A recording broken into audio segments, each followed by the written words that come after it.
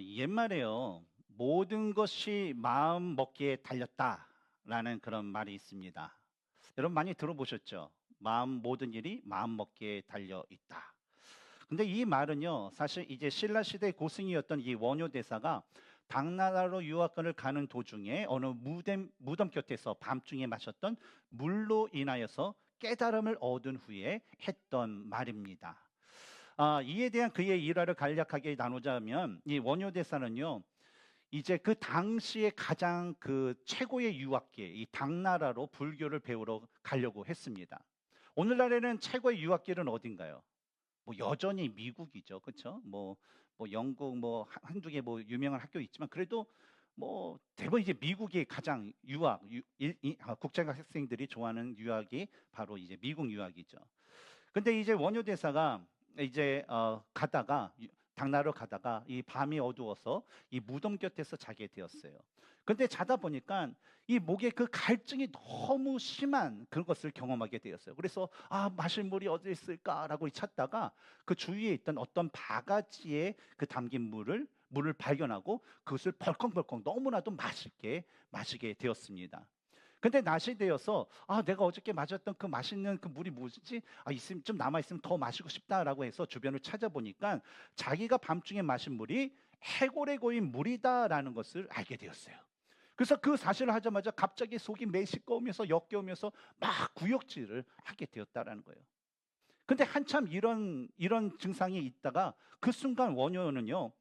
자신이 마신 물은 어젯밤이나 오늘이나 변함이 없는데 변한 것은 자신의 마음이라는 것을 깨닫고요. 자신이 가던 그 당나라로 가던 그 길을 돌려서 이 신라로 돌아와 바로 자신이 깨달은 것을 통해서 신라만의 그 불교 사상을 만들게 되었다라는 그런 유명한 일화입니다. 그래서 이때 그가 만든 불교 사상의 근간이 되었던 것이 뭐냐면 모든 것은 오직 마음이 지어낸다라는 그 뜻을 가진 바로 일체유심조라는 그런 말이에요.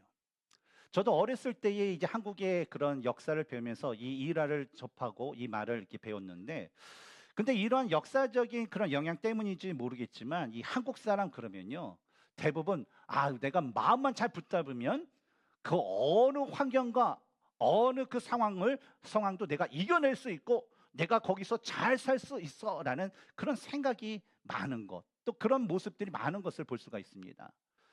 특히 우리 이민자인 우리들의 우리 여기 계신 우리 집사님들의 모습을 보면 어때요? 여러분 이 말에 동의하십니까? 마음만 먹으면 내가 모든 것을 잘 이겨낼 수 있다. 어때요? 그렇죠. 그렇지 않습니까? 정순 집사님, 이곳에 오랫동안 사시다 콜로라도 가셨는데 내가 비록 새로운 곳에 가도 내가 마음만 잘 먹으면 잘 살 수 있다. 지금 행복하시죠? 그래서 한국 사람들 보면요. 뭐 미국이든 뭐 알래스카든 뭐 사람이 살 수 있는 오지에 딱 놔도요. 한국 사람들은요. 잘 살아요. 잘 적응해요. 그리고 잘 살아요. 왜냐? 마음만 내가 잘 먹으면 여기서도 내가 다 이겨내고 잘 살 수 있다라는 그런 생각들이 있기 때문이죠. 저희 삶을 봐도요, 여러 가지 어려운 그런 순간들이 저에게도 있었죠. 그런데 그 순간마다 제가 마음을 새롭게 함으로 인해서 이겨냈던 그 시절이 있었는데 대표적으로 두 가지가 있더라고요. 첫 번째는 뭐냐면 군대 시간. 군대, 그쵸? 한국의 군대 지금, 그쵸? 그래서 뭐 피할 수 없으면 즐겨라 그런 생각도 하고 어떤 분들은 국방부 시계 거꾸로 이렇게 돌려놔도 돌아간다라고 그런 생각하면서 막 이렇게 하는 분도 있고 또 어떤 분은 나에게 주어진 이 시간을 어떻게 한번 내가 한번 무엇인가를 배워보자라는 그런 생각으로 하면서 군대 생활을 지내죠. 그런 마음을 먹는 거. 또 두 번째는 뭐냐면 바로 제가 25년 전에 미국에 이제 시카고에 처음 왔을 때 겪었던 그 이민 생활의 그 초창기 시절에 아마 이런 경험이 저에게 있었습니다. 아마 여기 계신 우리 성도님들 중에서 저와 뭐 비슷한 그 경험을 가지신 분도 계실 거고 또 상황 틀리지만 내가 마음을 새롭게 함으로 해서 내가 그 어려운 상황을 극복했던, 그래서 내가 이겨냈던, 그래서 잘 살게 되었던 그런 경험들이 아마 여기 계신 모든 성도님들에게는 한 가지씩은 있으리라 생각이 듭니다. 그런데 제가 이런 저에게 있었던 이 시절을 다시 한번 이렇게 생각해 보면 볼수록 좀 깨달아지는 한 가지가 있었어요. 그것은 뭐냐면 제가 맞이했던 그 어렵고 힘든 상황을 제가 이겨낼 수 있었던 것이 결코 단순히 제가 가진 의지가 강해서가 아니었다라는 거예요. 그럼 도대체 무엇이 저에게 닥친 그 어려움 가운데 저를 그 모든 상황을 이겨낼 수 있게 했냐라고 하면, 생각해 보니까 바로 하나님께 대한 믿음이 저에게 있었기 때문이라는 것을 제가 알게 되었습니다. 예수님을 믿는 자에게는요, 변함없고 또 전능하신 하나님에 대한 그 믿음이 있습니다. 그리고 하나님께서는요, 우리의 그 믿음, 하나님께 대한 우리의 그 믿음을 통하여서 날마다 새로운 마음을 주시고요, 또 그 믿음으로 인하여서 성령님께서는 모든 어려움과 상황을 이길 수 있는 담대함과 능력을 주시게 돼요. 따라서 이 세상 사람들과 우리 그리스도인이 가진 그 마음의 다른 점이 뭐냐면, 이 세상 사람들이 말하는 그 마음의 그 중심은요, 연약한 사람에게 있어요. 그렇기 때문에 어느 정도 사람이 할 수 있는 어떤 한계가 다다르고 그 한계를 넘게 되면, 아무리 마음이 있고 마음의 의지가 있다 하더라도 그 사람은 무너질 수밖에 없어요. 그러나 그리스도인들이 가진 이 마음은요, 그 마음의 그 중심이 하나님께 있기 때문에 세상에 어떤 그 풍파와 역경이 있다 하더라도 그 모든 것을 극복할 수 있고 이길 수 있게 된다라는 것이죠. 따라서 근데 단지 중요한 것은 뭐냐면, 이 잠언 4장 23절에 모든 지킬 만한 것 중에 더욱 내 마음을 지키라, 생명의 근원이 이에서 남이라는 그 말씀처럼, 우리가 하나님에 대한 그 믿음에 우리들의 마음을 얼마만큼 두고 얼마만큼 그 마음을 우리가 지키며 살 수 있느냐가 아주 중요한 문제로 남아있다는 거예요. 오늘 본문에서도 예수님은요, 우리의 마음과 또 하나님을 보는 것에 대한 그 복에 대한 그 말씀을 우리에게 전해 주십니다. 우리가 신앙생활을 하면서 종종 하나님께서 우리의 삶을 돌보시고 인도해 주시는 그 은혜를 나눌 때가 있어요. 그래서 어머 그렇군요, 어머 너무나도 기뻐요 하면서 우리 같이 기뻐하는 그런 우리 교제 시간이 있습니다. 근데 그 교제를 할 때 보면요, 어디선가 알지 못하는 그 미묘한 그 분위기가 있어요. 어떤 분위기냐면, 뭐 구체적으로 말로 표현을 하진 않지만 마음 가운데, 아니 뭐 그게 뭐 우연일 뿐이지 무슨 하나님의 은혜고 하나님의 역사야라고 하면서 좀 그 어떤 그 나누는 은혜 가운데 좀 반론을 제기하고 싶은 마음을 가진 분들이 있다라는 거예요. 그런데 왜 이런 반론의 그 문제, 반론의 그 마음이 생기는 것일까요? 그 원인은요, 근본적인 원인은 딱 하나예요. 아직 그분에게는 그런 은혜의 경험이 없기 때문에 그것이 은혜인지 그것이 하나님의 역사인지를 알지 못한다는 겁니다. 우리가 하나님의 은혜를 알고 또 경험하기 위해서는요, 하나님을 보는 거, 하나님을 경험하는 거, 뭐 그런 것에 대해서 우리가 올바로 이해할 필요가 있습니다. 성경을 보면요, 하나님을 경험한다, 하나님을 안다, 하나님을 본다라는 그 말이요, 대부분 비슷한 의미로 사용되고 있는 것을 볼 수가 있습니다. 왜냐하면요, 하나님을 경험하고 하나님을 알고 하나님을 그 보는 것은요, 서로 연결되고 연속적으로 일어나는 그런 영적인 현상이기 때문에 그래요. 오늘 본문에서 예수님이 말씀하신 하나님을 그 본다라는 그 말도요, 단순히 어떤 그런 환상이나 계시를 보는 것을 넘어서서 바로 하나님의 말씀을 듣는 것을 말하고, 더 나아가서는 성령님의 은혜로 거룩하시고 영이신 그 하나님을 직접 인격적으로 인지하고 경험하는 것을 의미합니다. 이에 대한 예를 성경에서 찾아보면요, 사도 바울이 에베소 교회 성도들에게 보낸 에베소서에서 1장 17절부터 19절까지의 그들에게 보낸 그 편지의 내용을 보면 우리가 알 수가 있어요. 이 구절들을 보면요, 바울은요, 이 감옥에서 이 에베소 교회에게 편지를 씁니다. 그래서 에베소서가 어떤 서신이라고 했죠? 옥중서신이라고 하죠. 그래서 감옥에 있으면서 예수님을 믿는 에베소 교회 성도들을 위해서 기도한 것이 뭐라고 얘기하냐면, 바로 하나님께서 지혜와 계시의 영을 주어 알게 해달라라는 그런 기도를 하게 됩니다. 그리고 이어지는 그 말씀을 보면, 지혜와 계시의 영을 통해서 하나님께서 성도들을 부르신 소망이 무엇이며 성도들에게 베푸신 하나님의 영광스러운 상속이 얼마나 풍성한지, 또 성도들에게 강한 힘으로 활동하시는 하나님의 능력이 얼마나 엄청나게 큰지에 대해서 알게 해달라라는 그 기도를 드렸다라는 것을 우리는 알 수가 있죠. 그런데 우리가 이런 바울의 기도의 그 표현에서 유심히 볼 것이 있어요. 첫 번째로 어떤 것이 있냐면 바울이 그 성도들에게 이 모든 은혜의 역사가 그들에게 일어날 수 있도록 하나님께 기도한 것이 뭐냐면 7, 8절에 나오는 바로 성도들의 마음의 눈을 밝혀달라라는 기도였다라는 거예요. 그리고 두 번째로 우리가 보여야 될 것은 뭐냐면 일반적으로 여러분 눈을 밝혀달라라고 그러면 그 따라 나오는 그 답글 답이든 뭐 반응이든 어떤 답이 나올까요? 눈을 밝혀달라 그러면 눈은 보는 거잖아요. 그래서 그것을 보게 해주십시오라는 그 표현이 나오는 것이 당연하다라는 거예요. 근데 사도 바울은 뭐라고 얘기하냐면 보게 달라가 아니라 알게 해달라라고 그의 간구를 그의 기도를 그렇게 기록한 것을 볼 수 있어요. 따라서 이런 두 가지 특이점을 종합해 볼 때 이것은요, 바울이 마음의 눈으로 하나님을 보는 것과 마음으로 하나님을 아는 것에 대해서 별로 큰 차이점을 두지 않았다는 겁니다. 즉 뭐예요? 마음으로 하나님을 보는 것과 마음으로 하나님을 아는 것을 거의 동일한 의미로 성경은 사용하고 있다는 것이죠. 인간은요, 영이시니까 하나님을 볼 수 있을까요? 못 보죠. 인간은 영이신 하나님을 볼 수가 없어요. 하지만 하나님이신 예수님께서 이 땅에 오심으로 인간은요, 바로 예수님을 봄을 통해서 하나님을 볼 수 있었습니다. 그리고 이 땅에 오신 예수님을 통해서 선포된 하나님의 말씀을 성령님께서 자신의 그 일꾼들을 감동시키는 역사를 베푸셔서 그들 하여금 기록해야 하게 하셨어요. 이로 인해서 우리는 성경에 기록된 말씀을 통하여서 하나님의 그 본질에 대한 것을 깊이 알게 되었고, 바로 성령님의 그 은혜로 하나님의 역사를 인지하고 경험하고 하나님을 체험적으로 알게 됨으로 인해서 우리는 오늘날에도 하나님을 보는 그런 삶을 우리는 살아가고 있는 것입니다. 그러므로 우리는요, 모든 예배 시간에 선포되는 말씀을 우리가 잘 듣고요, 또 현재 진행되고 있는 성경 통독이라는 우리 신앙생활, 신앙 운동에 열심히 동참하여서 성경에 기록된 그런 말씀을 계속적으로 반복적으로 듣고 읽음으로 인해서 진짜 하나님을 알고 하나님을 경험하고 하나님을 볼 수 있는 삶이 우리의 삶 가운데 계속적으로 유지될 수 있도록 소망을 가질 수 있는 하나님의 귀한 자녀들이 되어야 될 줄 믿습니다.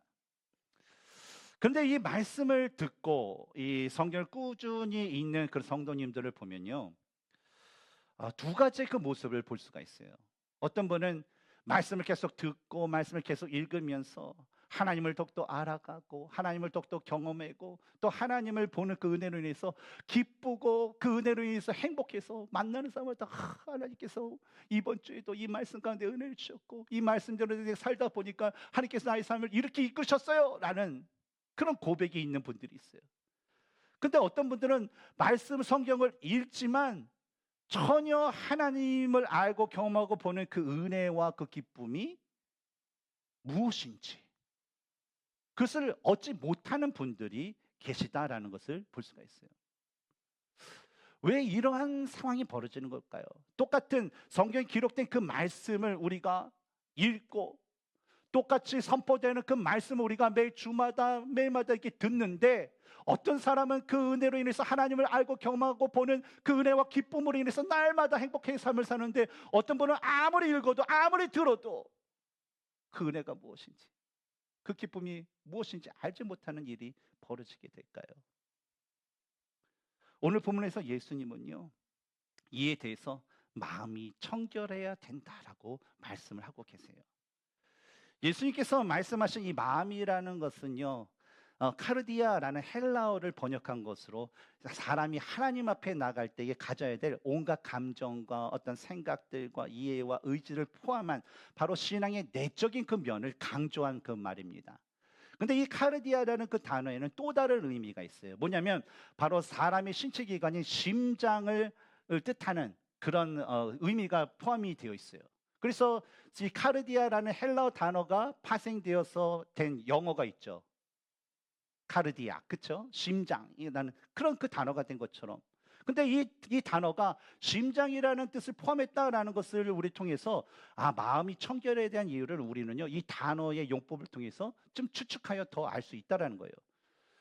왜냐하면 당시 고대인들은요, 이 카르디아, 즉 심장을 단순히 어떤 인간의 신체 기관으로만 보지 않고요. 이 심장에는 어떤 인간이 가진 모든 감정과 지성과 영혼이 총체적으로 포함된 곳, 그리고 영혼이 거하는 곳이 바로 심장이라고 여겼어요. 그래서 심장은 뭐예요? 모든 정신과 어떤 생명과 그 모든 것이 집약된 아주 중요한 것으로 여겼다는 것이죠. 따라서 이러한 단어의 용법을 볼 때에 왜 예수님께서 카르디아가 청결한 사람이 하나님을 볼 수 있는 자다라고 말씀하신 것을 우리는 조금 더 이해할 수 있다는 거죠. 근데 우리가 이렇게 복잡한 설명 외에도요, 사실요, 우리는요, 이런 그 상태, 이 카르디아가 왜 청결해야만 하나님을 볼 수 있는지에 대해서 사실은 우리의 삶에서도 쉽게 이해할 수 있는 그 부분들이 있어요. 뭐냐면, 여러분, 한 가지 질문을 할게요. 여러분, 너무나도 사랑하는 사람을 만나게 될 때에 여러분의 심장은 어때요? 두근거리죠. 여러분, 너무나도 보고 싶은 사람을 보게 된다면 여러분의 모습은 어떨 것 같아요? 설레요. 설레면 뭐예요? 가슴이 뛴다라는 거예요. 근데 좀 이해가 안 되는 것 같아서 좀 예를 들어서 하는데, 어, 앞에 계시니까 제가 여쭤볼게요. 송재영 집사님. 우리 엄종희 집사님이 집사님을 보고 여보, 나는 당신을 볼 때마다 심장이 뛰어. 그러면 기분 나빠요, 좋아요? 너무 질문이 어려웠나요? 예. 그러면 그 뒤에 계신 우리 김현희 집사님. 예. 우리 정상진 집사님이 이렇게 볼 때 여보, 당신을 보면 네 심장이 쿵쾅쿵쾅 뛰어. 그렇게 얘기하면 기분이 좋아요, 싫어요? 너무 어려운 질문인가 봐요. 예, 그럼 그 뒤로 넘어가겠습니다. 이창식 집사님. 우리 이정봉 집사님이 집사님을 보면서 여보, 난 당신을 볼 때마다 심장이 쿵쾅쿵쾅 뛰어. 그러면 기분이 좋아요, 싫어요? 이 한국 사람이 참 문제입니다. 이 쑥스러우니까 얘기를 못해요. 좋지요. 근데 반대로 여보, 당신을 볼 때마다 나는 아무 감정이 없어. 심장이 멈은 것 같아. 그러면 기분이 좋아요, 나빠요? 나빠요. 왜냐하면 심장이 뛴다라는 건 뭐예요? 내가 그만큼 사랑한다라는 거거든요. 우리가 너무나도 사랑하는 사람을 만날 때나 너무나도 보고 싶은 사람을 만날 때나 우리들은요, 스스로 내가 이 심장을 뛰는 심장을 제가 진정시키지 못할 정도로요, 우리 심장은 크고 빠르게 뛸 수밖에 없어요. 그래서 그 상대를, 그 사랑하는 사람을, 보고 싶은 사람을 만나는 그 순간까지 자기의 그 뛰는 마음을 붙잡고 자신의 마음도 가다듬고 자신의 모습도 하면서 거울도 한번 보고 머릿결을 한번 보고 몸매도 보고 뭐 먼지가 있었나 없었나 하면서 몸과 마음의 그 자세를 끊임없이 살피고 준비하게 된다라는 거예요. 그러나 사랑하는 사람이 있다고 하는데, 보고 싶은 사람을 만난다고 하는데 이러한 증세가 없다. 그러면요, 죄송한 말이지만요, 아직 그분은요, 아직 진정으로 사랑하는 사람을 만나본 적이 없고 진정으로 보고 싶은 사람을 만나본 적이 없거나 또는 그분의 그 마음이 건강해지지 못했기 때문에 이런 증세가 나타나지 않는다는 거예요. 이해된 그 간단한 예를요, 또한 우리는요, 우리 매스컴을 통해서 볼 수 있는데, 지난달에 이 BTS의 모든 멤버들이 이제 군복무를 하고 다 마쳤다고 합니다. 그래서 이제 다시 한 팀으로 We Are Back이라는 그 타이틀을 가지고 이 BTS가 이제 공연을 준비하고 있는데, 이 BTS를 만나기 위해서 몰려온 팬들을 이렇게 찍어서 보낸 연합뉴스의 영상이 있는데요. 한번 보면서 그들이 사랑하고 보고 싶은 사람들을 위해서 어떤 모습을 가졌는지 한번 살펴보길 바랍니다. 네, 그룹 방탄소년단의 RM과 B가 팬들 곁으로 돌아왔습니다. 지민과 정국도 내일이면 전역하는데요. 세계 곳곳에서 날아온 팬들이 BTS의 소속사 인근을 가득 채웠습니다. 이화영 기자입니다. 하이브 사옥 입구부터 인근 인도가 그룹 방탄소년단의 팬덤 아미로 가득 찼습니다. 보랏빛 아미들을 환영하듯 하이브 사옥 외벽에는 위아백, 우리가 돌아왔다 문구가 내걸렸습니다. 국적도 인종도 다 다르지만 방탄소년단 멤버들이 건강하게 군 생활을 마무리하기를 기다린 건 모두가 한마음입니다. We were very happy because RM is my bias, so this is the day that we were waiting for. We just can't wait for 7 of them are back together and be on stage. Also very happy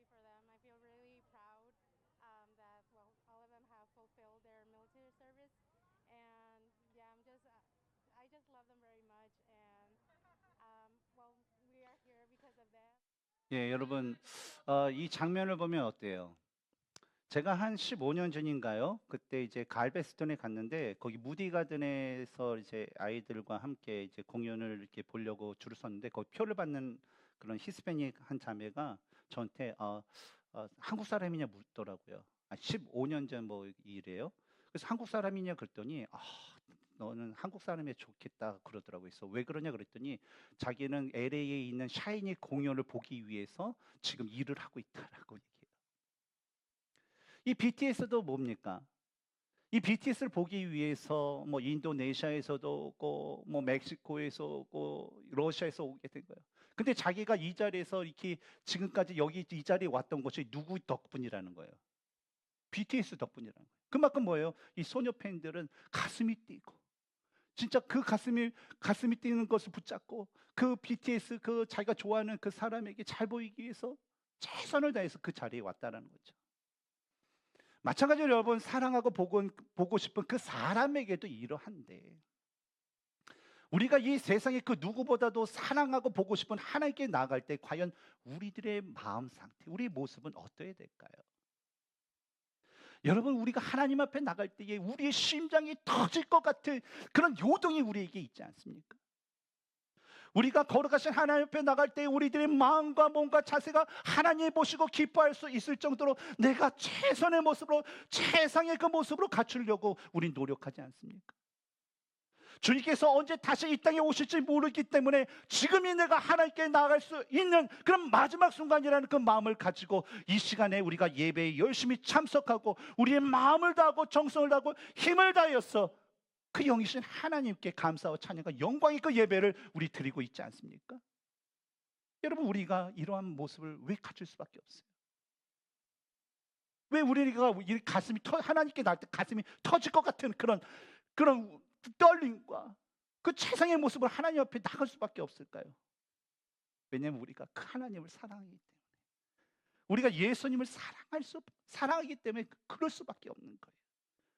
우리가 예수님과 하나님을 사랑하기 때문에 세상의 고난이 나를 덮치고 세상의 어려움이 나를 붙들지라도 내가 그것 때문에 하나님께 대한 마음을 뺏기지 않도록 어려워도 내가 주님을 찾고 힘들어도 주님을 찾고 세상이 나를 핍박해도 주님을 바라보면서 하나님께 드릴 수 있는 예배, 하나님께 드릴 수 있는 찬양, 기도, 그 말씀에 집중하게 되는 거예요. 바로 여기 계신 우리 성도님들처럼 말이죠. 근데 때때로 우리가 노력하면서 예배를 드리고 날마다 말씀을 읽고 기도를 해도요 어느 순간에는요 참 하나님의 마음도 모르겠고 진짜 하나님의 뜻대도 모르고 그냥 내 삶이 참 힘들게만 느껴지는 그런 순간을 우리는 맞이할 때가 있어요. 이것은 뭐 목사도 그렇고 집사도 그렇고 장로도 그렇고 이 세상 모든 그리스도인이 다 그래요. 그런 순간을 맞게 된 이유는요 바로 우리가 마음의 청결함을 잃어버렸기 때문이라는 거예요. 예수님이 말씀하신 청결이라는 것은요 더러운 것이 없는 그 깨끗한 것, 부정한 것이 없는 그 정결한 것을 의미를 해요. 근데 유의해야 될 것은 뭐냐면 이 말이 우리가 세상과 이제 담을 쌓고 이제는 우리 예수 믿는 사람 우리들끼리 모여서 우리들끼리 경건을 지키고 우리들이 정결을 지키고 우리끼리만 좋게 살아가자, 그렇게 살아가야 된다라는 그 말이 아니라는 거예요. 예수님은 그렇게 말한 적 없어요. 그리고 우리가 이 세상을 떠나서 과연 살 수 있을까? 아니요, 우리는 그렇게 살 수 없어요. 과거에도 그렇지만 오늘날은 더 힘들어요. 여기서 말하는 그 청결함은 그럼 무엇인가? 여기서 말하는 청결함이라는 것은요 하나님의 뜻에 초점을 맞추는 것을 얘기해요. 뭐라고요? 하나님의 뜻에 초점을 맞추는 거. 예를 들면 우리가 이 세상에 살면서요 세상에 일을 하면서 돈도 벌어요. 세상에서 일을 하면서 우리도 명예도 얻어요. 그러나 우리가 이 세상에서 돈을 얻고 명예를 얻을지라도 돈과 명예와 그 세상의 그 무엇을 예수님보다 사랑하지 않고 돈과 명예와 그 모든 것을 나의 주인으로 삼기지 않고 오직 하나님만, 오직 예수님만을 나의 주인으로 모시고 가장 사랑하는 것, 이것이 바로 예수님께서 말씀하신 정결함이라는 거예요. 예수께서 말씀하신 청결한 자라는 것은 카타로스라는 그 헬라어예요. 제가 신학교 때 이 카타로스라는 헬라어를 이제 외우기 위해서 어떻게 연습하고 배우면 까다롭다, 까탈스럽다, 막 그러면서 이 단어를 외운 게 있어요. 왜냐하면 이 뜻이 청결하다 그러면요, 이 어때요? 까탈스럽게 해야지 청결할 수 있어요. 그렇죠? 뭐 대충 하면 안 돼요. 제가 아무리 청소해도 우리 아내가 보면요, 이게 손댈 게 많아요. 그래서 남자들 뭐 여보 청소해 그러면요, 한 번 더 해요, 아내들이요. 아유, 그러면 그렇지. 잔디나 깎어. 그럼 잘 깎아요. 그래서 그런 식으로 했는데, 바로 이 헬라어는요, 이 히브리 성경에서는 어떤 단어와 연관이 되냐면 하나님께 드린 제사와 관련된 타오르라는 히브리 단어와 동일한 의미를 가지고 있습니다. 하나님께 드리는 그런 제사. 여러분, 구약에서 하나님께 드리는 그 제물과 사람의 모습은 어떠해야 될까요? 한마디로 얘기하면 거룩해야 돼요. 왜냐하면 하나님은 거룩하신 분이시기 때문에 하나님께 드리는 그 제물도 흠이 없는 거룩한 것이어야 되고, 하나님께 나아가는 자도요, 외적으로나 내적으로나 부정한 것이 없는 거룩한 자가 되어야지만 하나님 앞에 나갈 수 있어요. 근데 문제는 이 외적인 정결함은 우리가 눈에 보이기 때문에 더럽네 그러면 닦고, 뭐 묻었네 그럼 바꿔 입고 하면서 뭔가를 우리는 거룩한 외적인 것을 우리는 유지를 할 수 있어요. 근데 문제는 뭐냐면 우리 내적인 정결함은 어떠냐 이거예요. 내가 경건해야지, 거룩해야지, 이렇게 마음을 담을 수 있어요. 근데 우리가 경험해 봤잖아요. 이런 마음을 우리가 단 1초라도 우리가 잊어먹고 방심하게 되면 우리 생각에 뭐가 들어요? 어저께 남편이 나한테 째려봤던 거 생각나요. 저 남편. 또 어떤 사람이 이렇게 이 부정한 생각과 그 마음이 우리 순간적으로 들게 돼요. 그렇게 되면 어때요? 우리는 어느 순간에 그 정결함을 잃어버리게 된다는 것입니다. 그래서 고대의 이스라엘에서 1년에 딱 한 번 하나님의 임재가 있는 지성소에 들어가는 사람 누구죠? 대제사장의 경우에는요, 이 대속죄일에 지성소에 들어가기 위해서 대속죄일 일주일 전서부터 성소에 들어가 외부 사람들과 차단해요. 접촉을 금해요. 그래서 그가 하는 것을 보면 그곳에서 계속적으로 기도하고 말씀 묵상하면서 자신의 몸과 마음과 생각과 자기가 갖고 있는 모든 것들이 하나님 보시기에 거룩할 수 있도록, 정결할 수 있도록 최선에 다해서 준비를 하게 된다는 거죠. 마찬가지로 예수님의 죽으심과 부활심을 통해서 이제 하나님의 임재 가운데 직접 나아가는 오늘날 우리들도요, 우리들 몸뿐만 아니라 우리 마음까지도 하나님 보시기에 합당할 수 있도록 우리는 최선의 모습으로 우리의 몸과 마음을, 생각을 정결하게 해야 된다는 거예요. 왜냐하면 지금까지 정결한 마음으로 우리가 예배를 수없이 드리고 찬양하고 기도하고 말씀을 들으면서 하나님을 아는 은혜, 하나님을 경험하는 은혜, 하나님 보는 은혜를 우리가 얻었다 할지라도 지금 이 순간에, 내가 하나님께 드리는 이 순간에 내 마음 가운데 시기와 질투와 마음, 어떤 미움과 거짓과 살인과 도둑질과, 즉 이 땅에서 오는, 하늘에부터 오는 것이 아니라 이 땅에서 되는 그런 불경한 죄악된 그런 마음이 우리들 마음에 들어와서 우리의 마음의 청결함을 잃어버리게 만든다면요, 우리가 그 청결함을 얻기 전까지 우리가 아무리 오늘 밤새워서 기도를 하고 밤새워서 찬양하고 밤새워서 성경을 창세기부터 요한계시록까지 막 읽는다 할지라도요, 우리는 결국 하나님을 볼 수 없다는 거예요. 왜냐하면 청결함이 없으면. 신앙생활에 있어서 말씀과 찬양과 기도는요, 우리들의 그 믿음을 건강하게 만들고요, 우리들의 믿음을 잘하게 하는 아주 중요한 요소입니다. 그러나 우리가 명심해야 될 것은 뭐냐면, 우리가 성경을 수천 번 읽고 수많은 찬양을 수천 번 부르고 수천 번 우리가 기도를 한다 할지라도 믿음이라는 것은요, 이런 종교적인 행위만으로 믿음을 자라게 하고 건강하게 만들지는 못한다는 거예요. 그래서 기도하고 찬양하고 그게 나쁜다는 게 아니에요. 근데 이것만으로 이룰 수 없는 거예요. 오직 우리들의 마음을 열어서 하나님을 알게 하시고 경험케 하심으로 우리가 하나님을 보게 하시는, 바로 하나님께서 주시는 은혜가 우리에게 있어야만 그 모든 종교생활을 통해서 우리의 믿음은 건강해지고 우리의 믿음은 자라나게 되는 거예요. 그래서 우리가 날마다 구해야 될 것이 뭐예요? 하나님, 내 마음이 열렸어. 주님의 말씀을 받아들이고 내 눈이 열렸어. 내가 주님의 그 뜻을 보게 하여 주셨소라는 그 하나님의 은혜를 우리는 날마다 구하며 살아가야 되는 겁니다. 그렇다면 우리가 마지막으로 생각해 볼 것은, 우리가 그 청결한 마음을 가지고 하나님을 보는 삶을 살기 위해서는 우리가 어떤 일을 할 수 있을까라는 거예요. 어느 그 체로키 인디언 노인이 손자에게 이런 이야기를 해 주었다고 해요. 얘야, 인간의 마음 속에는 늘 싸움이 있어. 근데 그 싸움은 너무나도 끔찍한 싸움이어서 마치 늑대 두 마리가 서로 싸우는 그런 싸움 같단다. 근데 이 늑대 두 마리 중에 한 마리는 악마 같은 늑대인데 바로 분노, 질투, 슬픔, 후회, 탐욕, 교만, 분개, 자기연민, 열등감, 거짓, 허영 등등 자신의 거짓 자아를 나타내는 가진 그 늑대야. 근데 다른 한 마리는 선한 늑대인데 기쁨과 평화와 사랑과 희망과 친절과 선의와 겸손함과 동정심과 관대함과 진실과 연민 등등 자신의 선한 자아를 나타내는 늑대란다.